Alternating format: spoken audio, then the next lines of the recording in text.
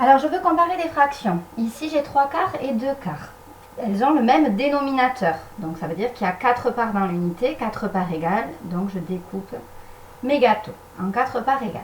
Vu que mes parts sont égales, ici, je prends 3 parts et ici, j'en prends 2. Quand mon dénominateur est le même, c'est la fraction qui a le plus grand numérateur qui est la plus grande. Ici, c'est 3 quarts. Tout simplement parce que j'ai pris plus de parts avec des parts qui sont les mêmes. Maintenant, je veux comparer 3 quarts et 3 sixièmes. Ici, c'est le même numérateur.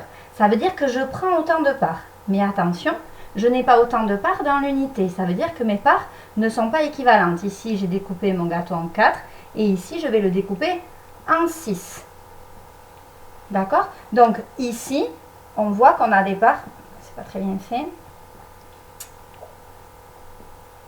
Ici, on aura des parts qui sont plus petites qu'ici. Donc, si je prends 3 sixièmes, j'aurai moins de gâteaux que si j'en prends 3 quarts. Là, on le voit bien. Ça veut dire que quand j'ai le même numérateur, la fraction la plus grande, c'est celle qui a le dénominateur le plus petit, parce que mes parts sont plus grandes. Forcément, si je découpe un gâteau en 4 parts, j'aurai des parts plus grandes que si on est 6 à manger. D'accord? Maintenant, je veux comparer deux fractions qui n'ont ni le même numérateur, ni le même dénominateur. Et là, ça pose problème.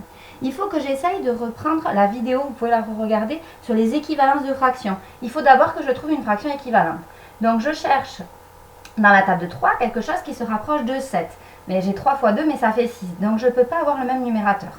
Donc, j'essaye avec le dénominateur. Je cherche dans la table de 4 ce qui se rapproche de 8. Et oui, je peux faire 4 fois 2. Donc, cette fraction 3 quarts, je vais la mettre sur des huitièmes. Et là, c'est les équivalences de fractions. Vu que je multiplie par 2 le dénominateur, j'ai des parts 2 fois plus petites.